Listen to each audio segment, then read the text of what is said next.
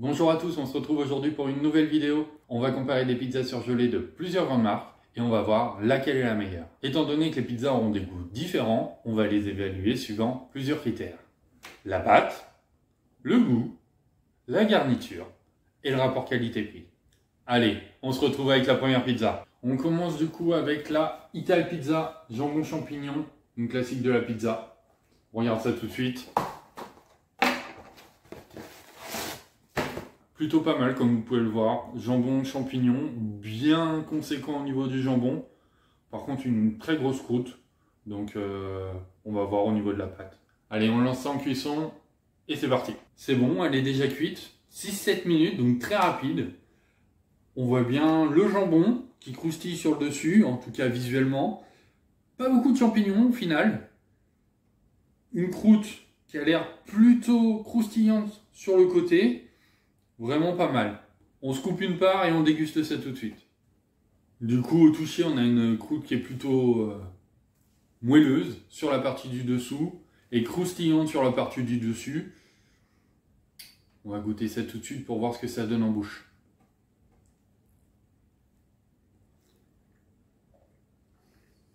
Alors, elle a vraiment bon goût. On sent bien le fromage sur le dessus.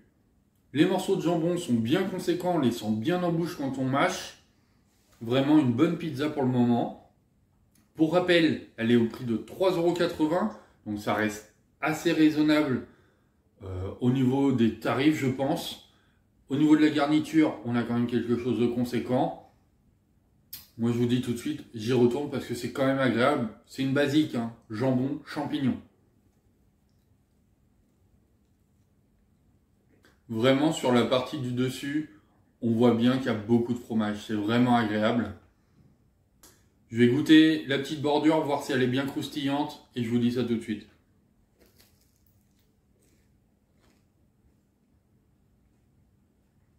Très bonne surprise au niveau de la pâte. Vraiment très aérienne. Très fondante. Sur le dessus, très croustillant. On sent bien en bouche, ça croustille. Mais l'intérieur, vraiment très léger. D'habitude, on a souvent des pâtes qui sont assez compactes. Là, c'est pas du tout le cas. Donc vraiment très agréable. Je lui mettrai un bon 7 sur 10. Allez, on enchaîne avec la suivante. On continue donc avec la Picard, pesto, légumes et parmesan. Alors celle-ci, elle m'a donné extrêmement envie avec le pesto. Ça sort un petit peu de l'ordinaire, c'est vraiment très agréable. On regarde ça tout de suite. Au niveau des légumes, plutôt bien conséquent. On voit pas mal de tomates, pas mal de feuilles, je pense, d'épinards sur le dessus, des oignons rouges, un petit peu de parmesan partout. Je pensais un petit peu plus grande, mais ça reste raisonnable. Allez, je l'envoie en cuisson et on se retrouve après. Alors, elle sort juste du four. Celle-ci, une dizaine de minutes au niveau de la cuisson. Très clairement, on voit une nette différence au niveau de la pâte sur le côté. Elle a l'air beaucoup plus petite, beaucoup plus compacte, mais elle laisse beaucoup plus de place aussi à la garniture. Ça, c'est plutôt un plus. On voit également du pesto vert partout. Partout sur le dessus, vraiment, on va pas s'en plaindre. Et beaucoup d'aliments, les oignons, les tomates. Voilà. Je m'en coupe une part tout de suite et on déguste ça. Vous pouvez le voir, hein, elle a vraiment pas mal de pesto sur le dessus. Des beaux aliments. Moi, ça me donne tout de suite envie. Très clairement, je ne vais pas attendre. Le pesto me donne très envie. Je vais la goûter tout de suite.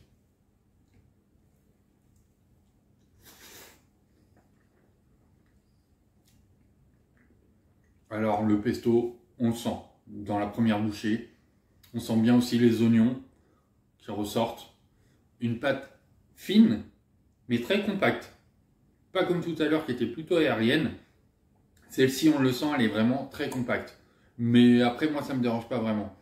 Au niveau des pâtes, je suis plutôt flexible. J'aime bien les pâtes légères, les pâtes épaisses. Donc, il n'y a pas de problème. En ce qui concerne la base tomate, on a quand même le goût qui ressort malgré le pesto sur le dessus. On a bien le goût des aliments. Les oignons, on les sent bien légèrement croustillants sur la partie de la dent. Et la tomate qui est présente également, donc vraiment très agréable. Là, je vais goûter la petite bordure pour voir ce que ça donne. Alors, pour le coup, la bordure de la pizza est un peu plus sèche. un peu plus dur à mâcher, je trouve, que la première.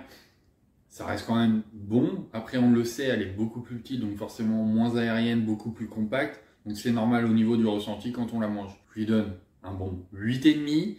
Vous savez pourquoi j'aime le pesto. Là, on le sent bien. C'est quelque chose qui sort de l'ordinaire et qui donne vraiment du goût. Allez, maintenant, on enchaîne avec la suivante. On enchaîne avec la pizza de la mamma. La Royal Puletto de notre cher Mister V. Allez, on regarde ça tout de suite. Alors, très belle garniture. On voit bien le fromage, on voit bien le poulet, on voit bien les champignons, belle garniture. Elle est au prix de 4,85 €, donc ça reste quand même une pizza correcte au niveau du prix, mais au niveau de la garniture, je pense que ça équivaut à un bon rapport qualité-prix. Je l'envoie en cuisson et on se retrouve juste après. Elle sort juste du four, une douzaine de minutes environ. Alors après, il ne faut pas s'étonner que ça soit long en cuisson au vu de la quantité de garniture qu'on a dessus.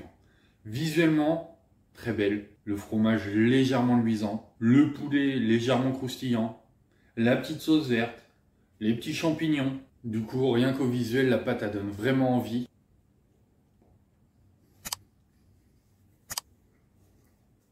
Alors à la première bouchée, je suis légèrement déçu.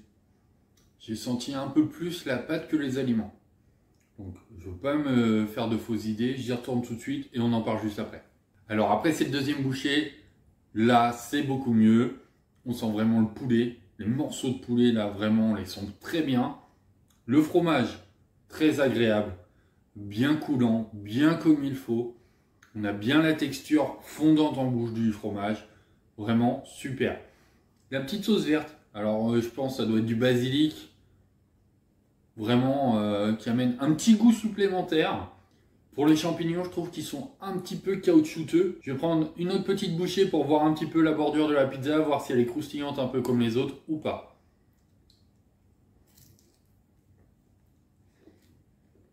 Pour la bordure, elle est bien croustillante, bien agréable. On sent bien aussi que la pâte est assez compacte, bien moelleuse en bouche, vraiment bien sympa à la dégustation. Pour le coup, la garniture, moi, très bonne, bien au niveau de la quantité. La pâte, plutôt moelleuse, plutôt agréable. Par contre, niveau rapport qualité-prix, pour l'ensemble, moi, je lui donnerais un 7,5. Allez, je finis la part et on se retrouve juste après. On continue avec la pizza au thon de chez Ristorante Dr. Oetker. Donc là, 2,79 la pizza, c'est clairement la moins chère de la vidéo.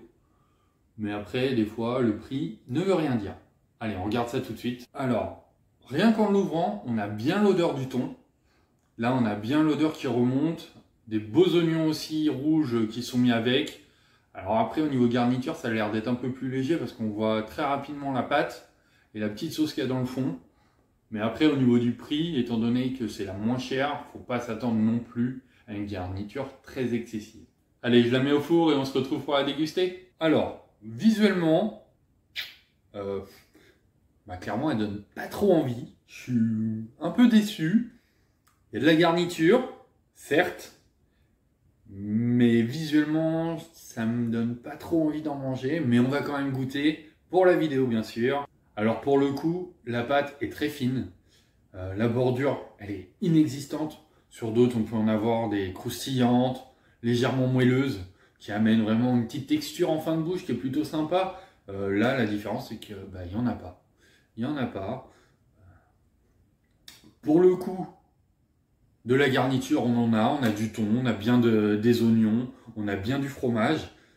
En plus petite quantité, c'est quand même dommage, mais on va goûter parce que peut-être que le goût du thon peut amener quelque chose. Alors après une première bouchée, j'ai déjà beaucoup à vous dire.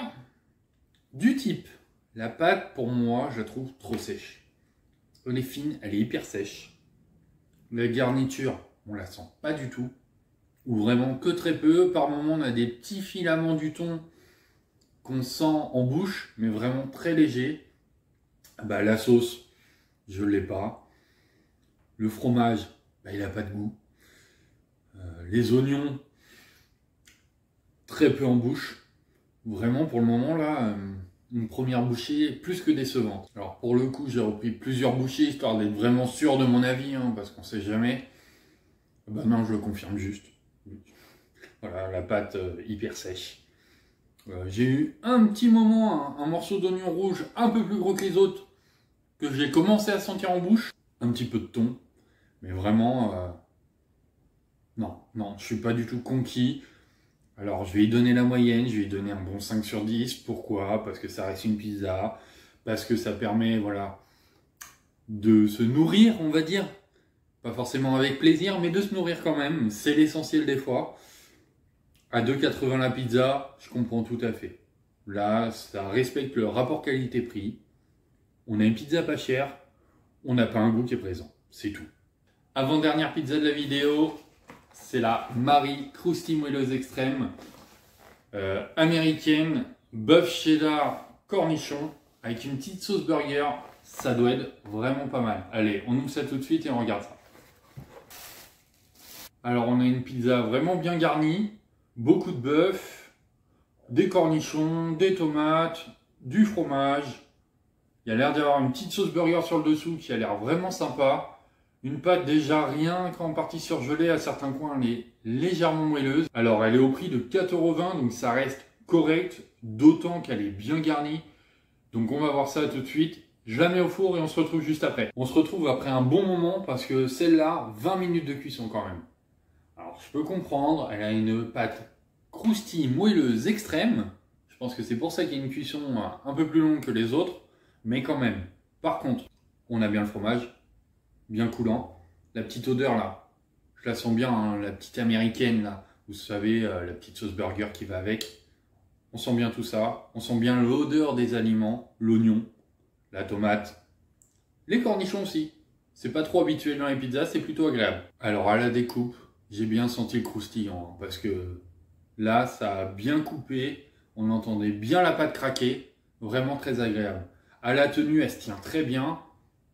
On a bien le fromage partout, comme vous pouvez le voir, vraiment sympa. Les morceaux de viande, là, elle me donne clairement envie. Là, on sent bien que c'est la bonne pizza, bien grasse, mais qui fait surtout bien plaisir.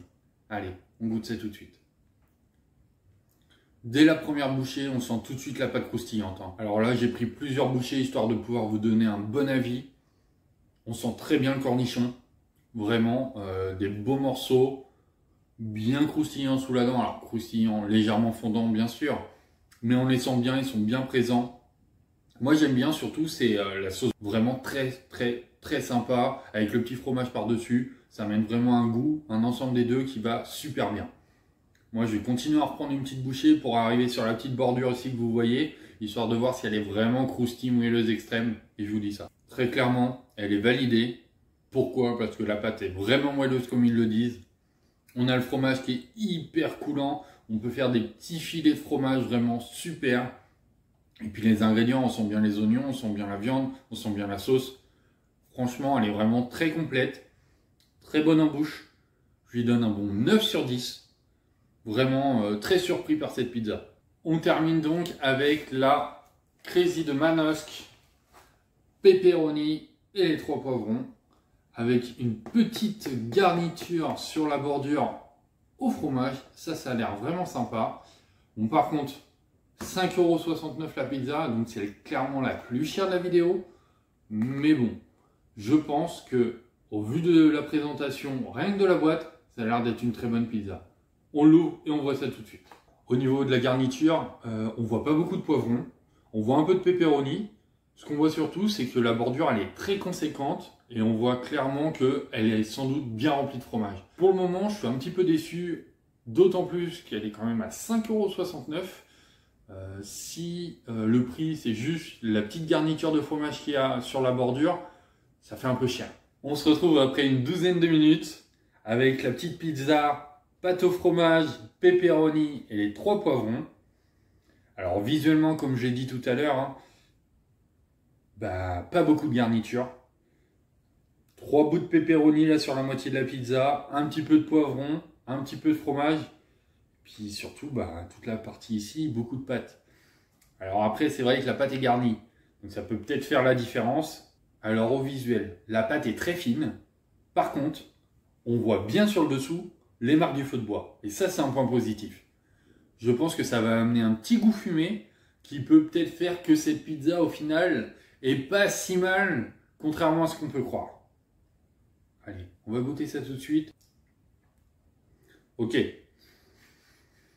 Alors, certes, il n'y a pas beaucoup d'aliments, moins que sur les autres qu'on a pu voir, mais on les sent vraiment. C'est peut-être là la différence. On sent directement les goûts des poivrons. La pizza, le dessous est bien fumé, et du coup, ça amène un goût vraiment très agréable en bouche. Le petit morceau de pepperoni que j'ai eu, bon, assez léger, je pensais qu'il y aurait un peu plus de texture. Maintenant, on goûte cette fameuse pâte fourrée au fromage pour voir si c'est réellement le plus de cette pizza ou non.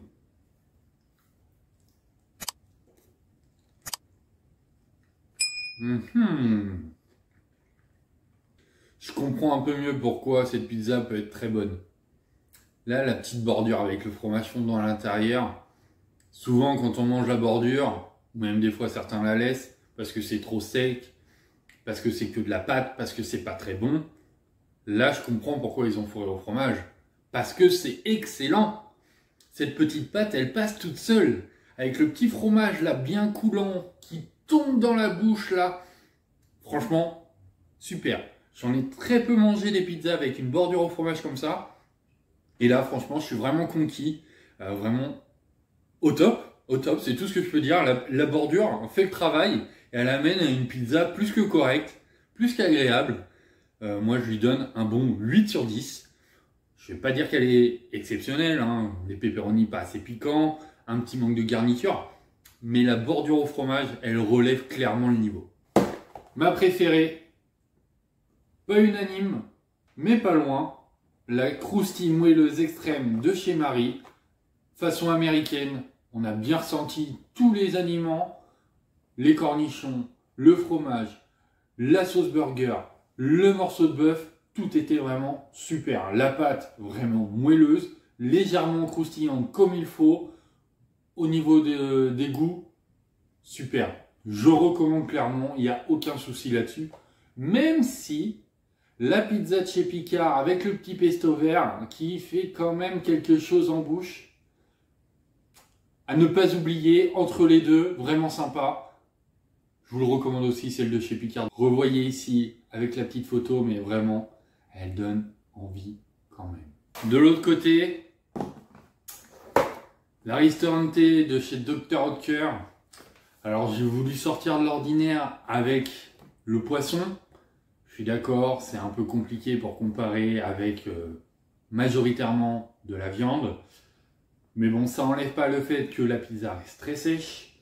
La pizza n'a pas forcément de goût en bouche. Une garniture peu présente. Vraiment une pizza que je recommande pas forcément.